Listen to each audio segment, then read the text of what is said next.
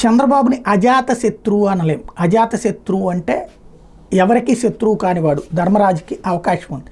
But చంద్రబాబుకి గతంలో రాజశేఖర రెడ్డికి కానీ లేదా చంద్రబాబుకి జగన్మోహన్ రెడ్డికి కానీ ఉన్న శత్రుత్వాలు చూస్తే అజాత శత్రువు అనడానికి వీల్లేదు.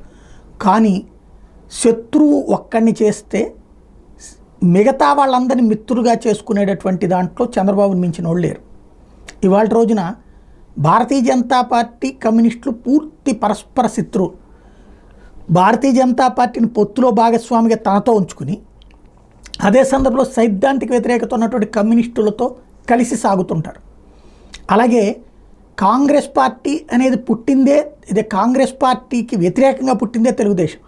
కానీ ఇవాళ ఆ తెలుగుదేశానికి అనుకూలంగా వ్యవహరించే విధంగా కాంగ్రెస్ పార్టీ అధ్యక్షురాలు షర్మిలని నడిపించడం, అంటే తన మనిషినే అక్కడ అధ్యక్షురాలుగా పెట్టడం ఆయనకే సాధ్యమైంది.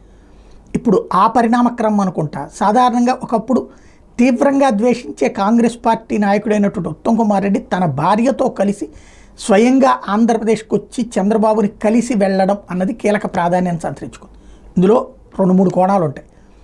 ఒకటి, కాంగ్రెస్ అధిష్టానం దగ్గర ఉన్న చంద్రబాబుకు ఉన్న పలుకుబడిని దృష్టిలో పెట్టుకుని అయి ఉండొచ్చు.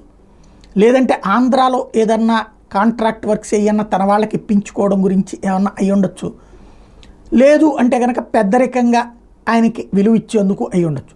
ఏది ఏమైనా ఏ కాంగ్రెస్ పార్టీకి వ్యతిరేకంగా పుట్టిన తెలుగుదేశం పార్టీ అధ్యక్షుడి దగ్గరికి కాంగ్రెస్ పార్టీ తెలంగాణ పిసిసి మాజీ అధ్యక్షుడు అయినటువంటి ప్రస్తుత మంత్రి అయినటువంటి ఉత్తమ్ కుమార్ రెడ్డి సతీ సమేతంగా వచ్చి ఇంకే కారణం కూడా చెప్పలేదు. వాళ్ళు మర్యాదపూర్వకంగా కలిసామని చెప్పారు.